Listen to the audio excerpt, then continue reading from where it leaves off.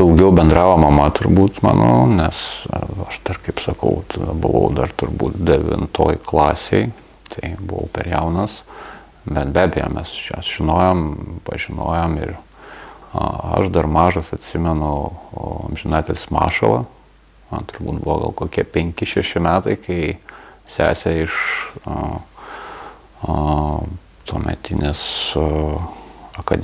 universitetas turbūt buvo, dabar akademija, atvažiavo su keletą grupiokų pasižiūrėti, kaip dirba puodžius, juodosios keramikos. Tai aš dar atsimenu, tai tie santykiai buvo, Teresė Jankauskaitė čia gyveno, tada jau Petras Pretkelis dirbo dar. Tada buvo dar keletas keramikų, kurie po to išsikraustė, bet visi buvo, kaip pasakyti, tai nebuvo konkurencija, tai buvo kolegos visi ir visada tai viskas liko taip iki šių dienų ir tikiuosi, kad taip ir liks. Kodėl taip yra? Nes keramikai visi, jie visi yra labai skirtingi, mes šeimoje esame labai skirtingi, turiuomenį stilių, darbus ir netgi pobūdį. Tai mes visi skirtingi ir vis niekas viens kitam nemaišom. Tai nėra priežasties, kodėl neturėtume bendrauti ir kartu būti, kad ir labai netoliese, kad ir už kelių kilometrų. Turim įgūdžių visose technikose, visa šeima, bet, pavyzdžiui, degt krosnį brolis moka, sesė nemoka, nes nedegus niekados, nes moteriai gal sunku būtų, nes šalia buvo kam išdegt.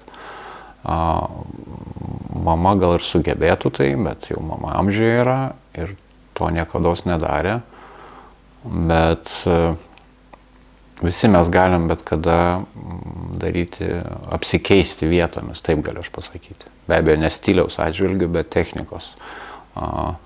Tai rūšis keramikos galima taip gal geriau įvardinti. Tai tų rūšių keramikos namuose mūsų šeimoje yra turbūt gal 4, tai visada galima, norint galima įgyvendinti kažkokį projektą kitoj technikoj. Tai tas universalumas yra labai gerai, bet laikui bėgant tu turi pasirinkti kažką vieno, nes visiems laiko nebeužtenka. Tai yra per daug laiko sudėtinga ir aš koncentravausi į juodą keramiką, nes natūraliai sesė, kadangi, kaip minėjot, jinai daugiau dekoruojanti, paišanti ar lipdanti, ji nėra puodė, jinai nežiedėja. Net ir indus, kuriuos jinai dekoruoja, tai dažniausiai yra kažkieno žiesti, tai gali būti mano, gali būti brolio, gali būti kolego žiesto keramiko. Bet ir taip ir pasiskirstam turbūt natūraliai, nes man labiau juoda patiko ir buvo idėja, kad ir iki šių dienų jinai yra ir tikiuosi liks, kad stengtis ją išsaugoti, nesakysiu bandyti, bet stengtis ją išsaugoti iki kiek galima ilgiau, nes jinai yra verta to, nes tai yra turbūt seniausia, ką mes turime iš keramikos rūšių, iš visų. Visos kitos keramikos rūšys yra vėliau atsiradę. Tai yra pirmoji nuo laužo degimo ir iki šių dienų jos technologija nėra pasikeitusi. Visos kitos keramikos rūšys atsiradus elektrai, atsiradus kitiem dalykam, dujiniam pečiam ir krosnim, čia turėjau daugiau omeny degimo procesą turbūt. Labai viskas evoliucionavo, daug kas keitėsi, daug kas liko, bet juodoji keramika yra turbūt tokia, galima pavadinti, pirmykštė, ta, kuri yra pirma. Tai tas yra labai savotiškai įdomu ir yra noras tai išsaugoti, taip galima pasakyti.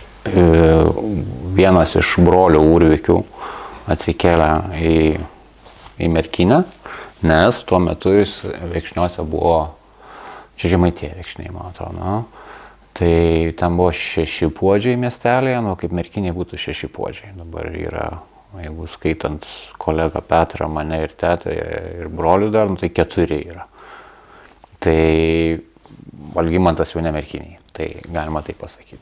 Tai, bet ten buvo konkrečiai 6, Merkinėje nebuvo nei vieno.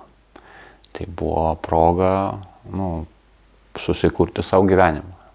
Atvažiuoti, įsikurti, pradėti dirbti, iš to gyventi ir taip toliau. Nes ponininkystė buvo pragyvenimo šaltinis, amatas, kaip ir visi. Ir labai dėkinga buvo situacija to laikmečio, bet po to atsirado be abejo, 3 požiūriai. Giedra, Miliauskas ir Mašala. Turbūt jie ne visi vienu metu dirbo. Miliauskas su Giedra turbūt daugiau gal buvo sukoperavę, taip galima sakyti, nes krosnis buvo pas vieną tik tais. Vienu metu pas Miliauską degdavo, dabartinė yra turbūt Petro Pretkelio sodyba, ten gyveno jisai. Krosnis bent jau ten buvo, aš buitinių dalykų ne iki galo nežinau.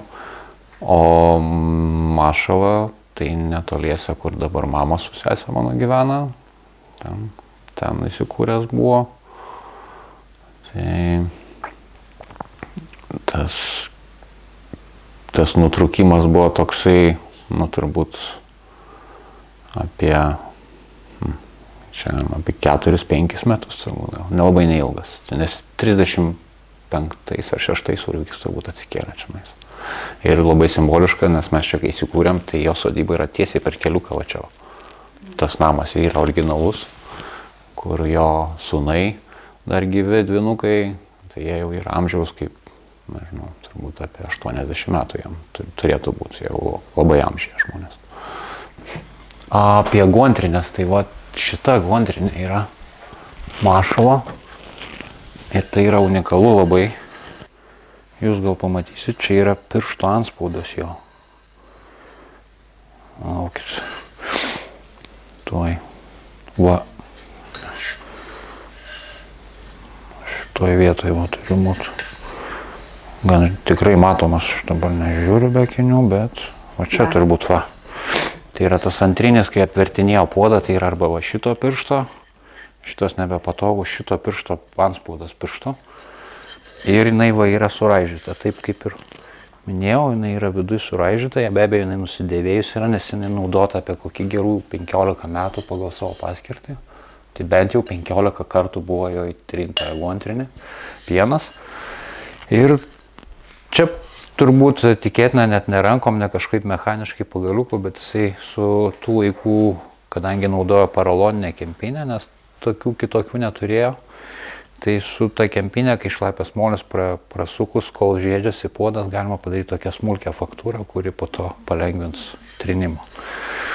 Tai aš irgi taip darydavau, bet aš šiek tiek labiau gal mechaniškai. Čia yra Miliausko šitas tas pats, bet jisai buvo universalesnis, nes jisai atliko funkciją ir poligono, šiek tiek galima tai pasakyti, nes turi tokį mažą bortelį.